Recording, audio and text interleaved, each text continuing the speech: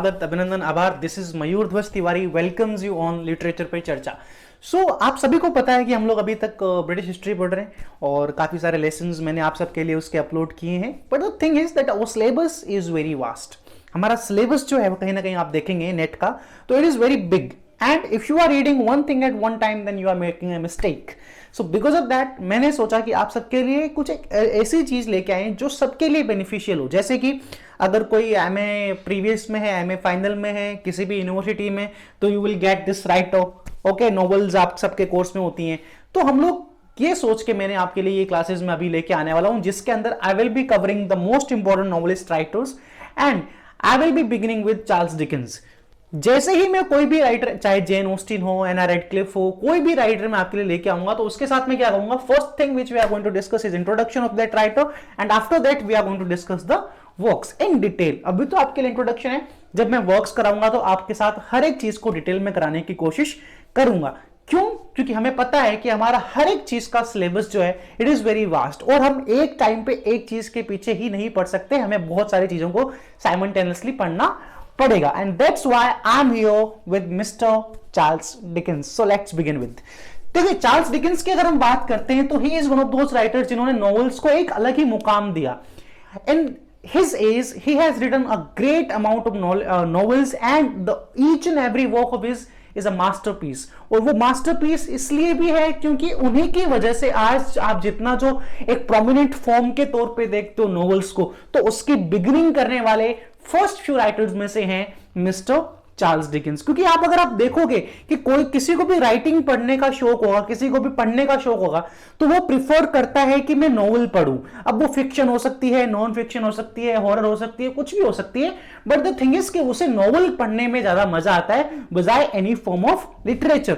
और उसकी जो शुरुआत थी वो मिस्टर चार्ल्स डिकेंस ने की थी। तो लेट्स डिस्कस क्या है क्या नहीं है in this slide. I will be, मतलब यहां पे जो लिखा हुआ है उसके अंदर मैं आपको एक छोटा सा इंट्रोडक्शन दूंगा, उसके बाद हम लोग लिटरेरी स्टाइल के बारे में भी बात करेंगे, इनकी और कुछ चीजों के बारे में बात करेंगे जिन्होंने इनको बहुत ज्यादा इंस्पायर किया या मोटिवेट किया या जिसके साथ ये बहुत ज्यादा अफेक्ट हुए। I will be discussing each and everything which is related to Mr. Charles Dickens. So let's do this. So Charles Dickens was born in 1812 and he was died on 1870. उनका birth जो है, उनका पूरा नाम आप देख लीजिए, चार्ल्स जॉन ह्यूफेन डिकेंस, ये इनका पूरा नाम था। एंड इनका जन्म हुआ 7 फेब 1812 पोर्ट्समाउथ यूनाइटेड किंगडम। ये आपको थोड़ा सा कहीं याद रखना है, क्योंकि जब आप एग्जाम में, जैसे मान लो if you are preparing for NTA UGC NET, तो कोई ज्यादा दिक्कत नहीं है, पर पिछले पेपर को देखते हुए हमें याद रखना पड़ेगा कि उनका जन्म कब हुआ। क्योंकि आप अगर नोटिस करोगे तो in this last net exam they have asked us कि भाई इनके बर्थ के हिसाब से आपको एक एक राइटर को क्रोनोलॉजिकली अटेंड करना है, ठीक है। एना रेडक्लिफ ऑप्शन था, जेन ऑस्टिन ऑप्शन था, और 2-3 और राइटर्स थे। उसके अंदर क्या हुआ कि अगर आपको किसी की भी बर्थ डेट याद नहीं है तो आप उनको क्रोनोलॉजिकली ऑर्डर में सेट नहीं कर पाओगे। तो यह अब किसी भी राइटर के साथ हो सकता है, इसीलिए आपको बर्थ डेट याद रखना जरूरी है, ठीक है। तो 7 फेब 1812 पोर्ट्समाउथ यूनाइटेड किंगडम में इनका जन्म हुआ। इनकी डेथ हुई 9 जून 1870 कैडिस पैलेस यूनाइटेड किंगडम, ठीक है, यहां पे इनकी डेथ हुई। और उनकी पत्नी का अगर हम नाम देखें तो कैथरीन थॉमसन होगार्ट 1836 to 1870 उनकी पूरी जिंदगी भर उनके साथ रही। एंड पार्टनर इनका एक अफेयर था एक बहुत ही फेमस प्रोमिनेंट एक्ट्रेस के साथ उस टाइम की, Elon terrain 1858।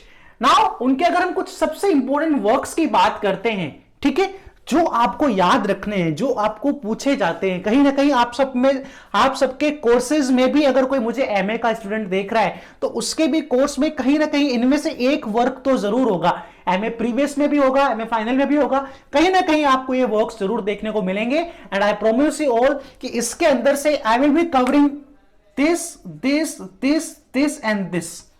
Okay, I will be covering these works in detail, so there is no tension about that also. So, उनके सबसे इंपॉर्टेंट वर्क्स में जो पहला वर्क है वो है द पिकविक पेपर्स। 1836 में इनका फर्स्ट वर्क था और इसने कहीं ना कहीं इनको एक प्रोमिनेंस दी। इस वर्क ने कहीं ना कहीं that work has given him the name which he was eager to get it. Okay, and after that the second work which is very important is Oliver Twist 1837 to 1839। एक बात आप खास ध्यान रखना, जब मैं ये ईयर्स आपके सामने लेके आऊंगा, 1837 टू 1839। दैट मींस क्या है, आप सब लोग आज की डेट में वेब सीरीज देखते हो, ठीक है, चाहे वो मिर्जापुर हो, चाहे और भी कोई सीरीज हो, उसके अंदर क्या होता है, पहला पार्ट आता है, सेकंड पार्ट आता है, थर्ड पार्ट आता है, फोर्थ पार्ट आता है, ठीक है, और उसमें एक कनेक्शन होता है या एक सीरियल वाइज चीजें चलती हैं, ठीक है। तो जो सीरियल वाइज जो नॉवेल्स आने वाली थी, जिन्होंने उसको लिखने का काम किया, that was mister Charles Dickens, जिन्होंने first time, he was the person who has done the serialisation of novels. This thing you have to keep in mind, and because of that उनकी 1837 टू 1839 2 साल ये पूरी की पूरी work जो है चलता रहा। David Copperfield, it is very important work, ये भी एक बहुत इंपॉर्टेंट वर्क है। और कहीं ना कहीं डेविड कूपरफील्ड के अंदर आपको उनके फादर फिगर जो है, उनके फादर के साथ जो लाइफ में भी जो आगे आपको बातें बताने वाला हूं, वो किस तरह से उसमें रिलेट करती हैं, वो डेविड कूपरफील्ड में आपको देखने को मिलेगा। Bleak House is basically take on the judiciary system of England, है ना, उसके ऊपर भी इन्होंने बात की है। इसके अंदर a tale of two cities is a favourite and must read work if you are preparing for NTA UGC NET. इस वर्क के अंदर कहीं ना कहीं फ्रेंच रिवोल्यूशन, उसके बाद एरिस्टोक्रेसी, उसके बाद मिडिल क्लास, उनके क्या कॉन्फ्लिक्ट्स हैं, उनके साथ क्या क्या चीजें होती हैं, and these things are been described into this work. And Great Expectation is a one of the marvellous works, जो कि बहुत कमाल का वर्क है। और कहीं ना कहीं इन सारे के सारे वर्क्स ने चार्ल्स डिकिंस का नाम बनाया, ठीक है। और अगर आपको ग्रेट एक्सपेक्टेशन देखनी है, टेल ऑफ टू सिटीज देखनी है, तो ए टेल ऑफ टू सिटीज पे आपको पूरी की पूरी एक हॉलीवुड मूवी मिल जाएगी सेम नेम के साथ। अगर आपको ग्रेट एक्सपेक्टेशन देखनी है तो मूवी तो इस पे भी बनी हुई है, लेकिन बॉलीवुड वालों ने इसका एडेप्टेशन करके फितूर नाम की फिल्म बनाई है, जिसको आप अच्छे तरीके से एंजॉय कर सकते हो। It is also a movie in which Aditya Roy Kapoor, Katrina Kaif and Tabu are in the main roles, जिसको आप अच्छे तरीके से वहां पे देख सकते हो। उसके बाद हम बात करते हैं कि चलिए यहां तक तो हमने बात कर ली बेसिक चीजों की, ठीक है, जो एक कह सकते हैं इंसाइक्लोपीडिया वाली जो बात होती है ना, वो हमने बात की है यहां पे, कि इनका जन्म, इनका नाम, ये सब सारी चीजें हो गई। अब हम बात करेंगे कि क्या है, खास क्या है, चार्ल्स डिकिंस क्यों इतने बड़े राइटर के तौर पे जाने जाते हैं, उसको हम डिस्कस करेंगे, ठीक है। क्या ऐसा है चार्ल्स डिकिंस के अंदर कि जिसकी वजह से चार्ल्स डिकिंस को कहा जाता है यार इन्होंने जो काम किया नोवेल के फील्ड में, वो कोई और भी नहीं कर पाया। This is what we have to discuss. Okay, तो आपको एक छोटी सी बात बताता हूं कि Charles Dickens when he was in 12 years old, that means 1824, तो उनके पिताजी जो उनके फादर थे, he works at naval pay office as a clerk. Okay, ये आपको ध्यान रखने कि उनके पिताजी कहां काम करते थे, नेवल पे ऑफिस में एज अ क्लर्क काम करते थे। तो उसके साथ वहां पे क्या हुआ कि वो अपने डेब्ट्स जो हैं, उनके पिताजी जो अपने डेब्ट्स होते हैं वो पे नहीं कर पाए। He can't pay his debts and because of that he has to go into jail, उनको जेल जाना पड़ा। And this is the time where Dickens has to face the cruel world which he has seen around him. उसके बाद क्या हुआ, Dickens को एक 12 साल के बच्चे को, ठीक है, क्या करना पड़ा, ब्लैकनिंग वेयरहाउस में जाना पड़ा। अब आप पूछोगे ब्लैकनिंग वेयरहाउस क्या होता है सर, तो ब्लैकनिंग वेयरहाउस का एक सिंपल सा एग्जांपल देता हूं। आपने 1970s 80s की फिल्मों में देखा होगा कि एक लावारिस बच्चा होता है, वो जूते साफ कर रहा होता है, जूतों की पॉलिश कर रहा होता है, ठीक है। तो जूतों की जो पॉलिश की जो फैक्ट्री होती है ना, वहां पे उनको काम करने का जाना पड़ा, क्योंकि he has to earn some wages for his family, this what he had to do. तो उसकी वजह से क्या हुआ, जब वो वहां पे गए, for the first time he has seen की how people treats the people who do not have any kind of power or who do not have any kind of wisdom and who do not have to bake someone, है ना, कि उनको कोई अगर नहीं है bake करने वाला, उनको संभालने वाला नहीं है, तो ये दुनिया किस तरह से किसी को ट्रीट करती है, for the first time he gets to got to know. और ये सारी के सारी फीलिंग्स जो है, ये जो वर्ल्ड को उनको देखने का तरीका है, वो फिर वहां से थ्रू आउट डेवलप होना स्टार्ट हो गया। उसके साथ ये तो एक मेजर पॉइंट है जिसने इनको बड़ा इफेक्ट किया।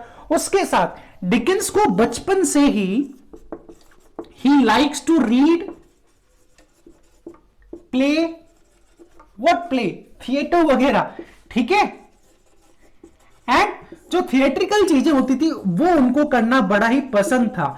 And that's why he whenever he go to a place, मान लो आप अपने यहाँ होता है ना सीन, आप सब लोग रिलेट कर पाओगे, क्या होता है हमारे घर पे जब मेहमान आते हैं तो क्या होता है, मम्मी कहती है चलो गा के दिखाओ, पोएम गा के सुनाओ, ये करके सुनाओ, वो करके सुनाओ, ये सारी की सारी चीजें हमारे साथ भी होती हैं। तो कुछ जो बच्चे होते हैं उनको लगता है अरे यार जिंदगी खराब हो गया, अब तो ये करना पड़ेगा, लेकिन इनको इसमें बड़ा मजा आता था, ठीक है, लोगों को बताने में, दिखाने में, और अच्छे तरीके से जो भी उनको पास चीजें आती थी वो सब उनको बताने में क्या आता था, बड़ा मजा आता था। And he likes to go into that zone to get know about how the play is doing, what are the characters and what are the things which is happening out. और इसी वजह से जब आप देखोगे इनकी खुद की नॉवेल्स में, जब आप देखोगे तो कहीं ना कहीं आपको एक क्लास दिखेगी।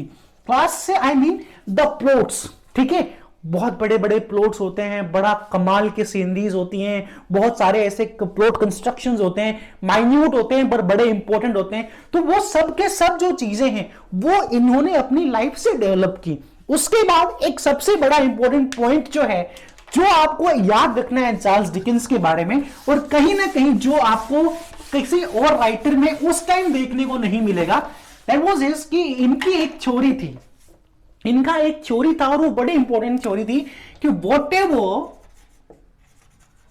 आई have seen in this world,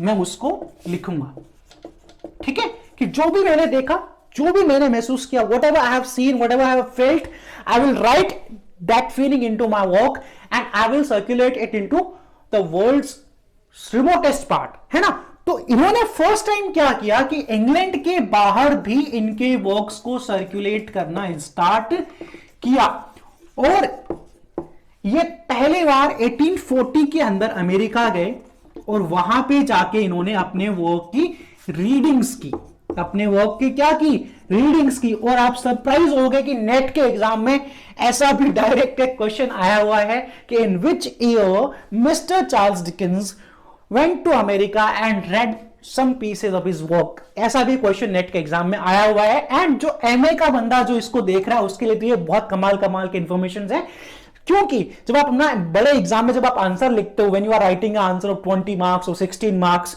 तो वहां पे आपको ये ऐसी जानकारियां देने से the examiner also gets oh my God he has some knowledge, तो वो आपको कहीं ना कहीं देखने को मिल जाता है और उससे आपको फायदा मिलता है। तो ये उनके साथ हुआ, और वहां से क्या हुआ, एक छोटा सा जो एक बड़ी कंट्री जो हो जाती है America, that time it was very powerful, क्योंकि नया नया आजाद हुआ, बहुत सारे लोग थे वहां पे, तो कहीं ना कहीं आप देखो इंग्लैंड के साथ अब यहां पे वर्क सर्कुलेट होने लगा, फिर उसके आसपास और यूरोप और बहुत सारी जगहों पे। दैट मीन्स जो उनका एक सिस्टम था कि उन्होंने क्या देखा, उन्होंने क्या क्या देखा, देखो उन्होंने पेन देखा, मिजरी देखी, ठीक है, उसके साथ साथ मिडिल क्लास का स्ट्रगल देखा, एरिस्टोक्रेसी का जो हैरेसमेंट है वो देखा, ये सारी की सारी चीजें देखी। और कहीं ना कहीं आप देखो गरीबी जो है सिर्फ इंडिया में नहीं है, पूरी दुनिया में है। तो अगर एक राइटर किसी एक ऐसी चीज के बारे में लिखता है जो एक वर्ल्ड सेंटिमेंट है, तो क्या होगा, कहीं ना कहीं वो ज्यादा लोगों के द्वारा पढ़ा जाएगा, ज्यादा लोग उससे प्रेरित होंगे। और this is what the reason behind that Charles Dickens is the biggest successful writer at this age, है ना। उन्होंने कमाल का काम किया, और सबसे ज्यादा बड़ी बात क्या है, इन्होंने 15 नॉवेल्स लिखी अपनी लाइफ टाइम में, जिसमें से 14 कंप्लीट थी, एंड एडन वुड जो उनकी लास्ट नॉवेल थी वो लिख रहे थे, पर उसी टाइम उनको एक अटैक आया एंड ही गॉट डेड।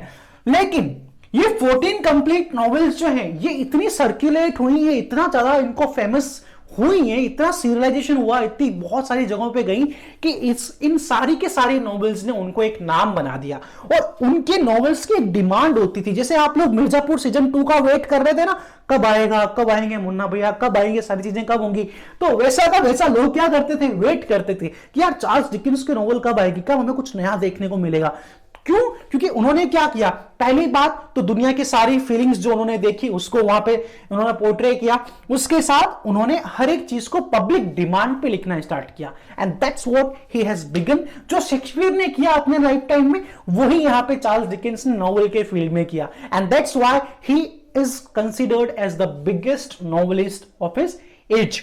अब तो ये तो बातें हो गई कुछ उनसे जुड़ी हुई, अब हम बात करेंगे राइटिंग स्टाइल के बारे में। देखिए ये एक ऐसा इंट्रोडक्शन है जो अगर आप ध्यान से देख लोगे, इस पूरी वीडियो को अगर आप ध्यान से देख लोगे, तो जब आप bleak house, great expectations, Oliver twist जब आप पढ़ोगे, तो कहीं ना कहीं आप नरेट कर पाओगे, अपने आप को रिलेट कर पाओगे कि यार सर ने जो इंट्रोडक्शन पढ़ाया एग्जैक्टली वही चीजें उन्होंने कहीं ना कहीं लिखी हैं, ठीक है, वही बातें आपको उस पूरे के पूरे वर्क में आपको देखने को मिलेंगे। And that's why I am just coming with each and everything which is related to Mister Charles Dickens. अब हम बात करते हैं उनकी राइटिंग स्टाइल के।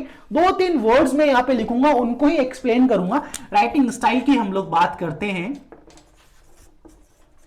देखिए, सबसे पहली चीज, he is a writer of a simple lucid language. ये आपको ध्यान रखना है। कहीं पर भी आपको ऐसा नहीं कि he is going to use some great works and the works which can make your tongue twist। ये ऐसे वर्क्स को, ऐसी राइटिंग्स को, ऐसे वर्ड्स को लिखने वाले राइटर नहीं थे, ठीक है। उसके साथ इनके सबसे बड़ी क्वालिटी थी ऑसम प्लॉट कंस्ट्रक्शन। ये इस बंदे की, इस राइटर की सबसे बड़ी क्वालिटी थी कि जो इनके प्लॉट कंस्ट्रक्शन की जो कला थी, that was very enormous and that was very beautiful. Like if you take an example of A Tale of Two Cities, तो A Tale of Two Cities में देखिए बहुत सारे इंसिडेंट साथ में चल रहे हैं, पर जब आप उसको पढ़ते हो तो कहीं ना कहीं आपको लगता है कि yes you can relate one incident to other, other to third, third to fourth, fourth to fifth. इन सब इंसिडेंट्स को आप रिलेट कर सकते हो, जो कि एक बहुत बड़ी बात होती है ना। वो आपको हमेशा ध्यान रखना है। उसके बाद हम बात करते हैं the most important thing is his story making. Story making में उनका कोई भी जवाब नहीं था। He was a person who creates a lot of stories and each and everything in that story is inter related. Everything is related to each and everything, and that's why his stories are never, आप कभी भी found नहीं करोगे कि यार ये बंदे की जो बात है यहाँ पे मैच नहीं कर रही या यहाँ पे मैच नहीं हो रहा, ये स्टोरी कहाँ से अचानक आ गई, ऐसा कुछ भी नहीं है। और सबसे इन सब के बाद जिसके लिए उनको हमेशा याद रखा जाता है and which is his most important quality is the characterisation.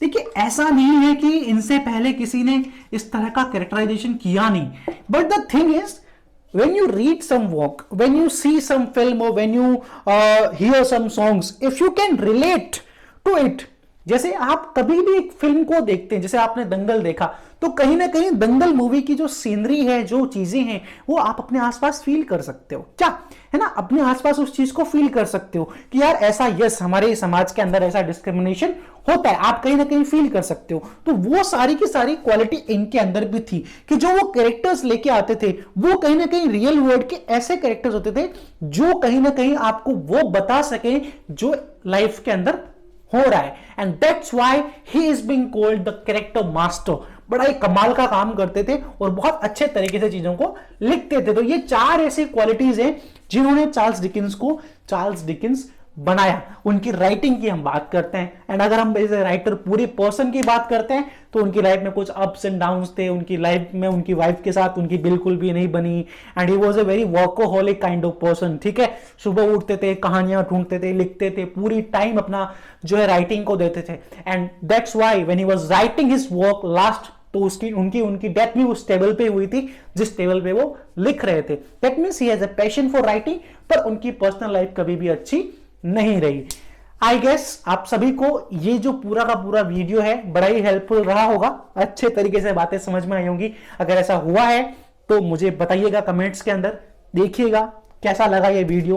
And bar bar remind कर देता हूं, अब एक पूरी सीरीज आएगी, ब्रिटिश हिस्ट्री पे सीरीज आ रही है, इस पे भी पूरी सीरीज आएगी जिसके अंदर मैं हर एक चार्ल्स डिकिंस लाइक राइटर्स को लूंगा, उनके 4-5 वर्क्स जो बड़े इंपॉर्टेंट वर्क है उनके समरी को भी डिस्कस करेंगे। दैट मींस आपको एक पूरा कोर्स मिलेगा जहां पे आप, if you are preparing for MA, if you are preparing for PGT, TGT, somewhere, जो भी जहां पर भी एग्जाम हो रहे हैं, आप अच्छे तरीके से उसको जो है फॉलो कर सकते हो, समझ सकते हो, चीजों को अंडरस्टैंड कर सकते हो, और आपको एक अच्छी खासी इंफॉर्मेशन मिल सकती है। एंड इफ यू थिंक ये इंफॉर्मेशन आपके काम की है, आपको अच्छा लगता है, तो please hit the like button. उसके साथ साथ आप मेरे टेलीग्राम ग्रुप को भी ज्वाइन कर सकते हैं, जहां पे हम लोग बहुत सारी चीजों को डिस्कस करने वाले हैं in near future, which is literature with MDT, ठीक है जी। वहां पर भी आप मुझे ज्वाइन कर सकते हैं। एंड एक सेम नेम से मेरा फेसबुक ग्रुप भी है, उसको भी आप ज्वाइन कर सकते हैं।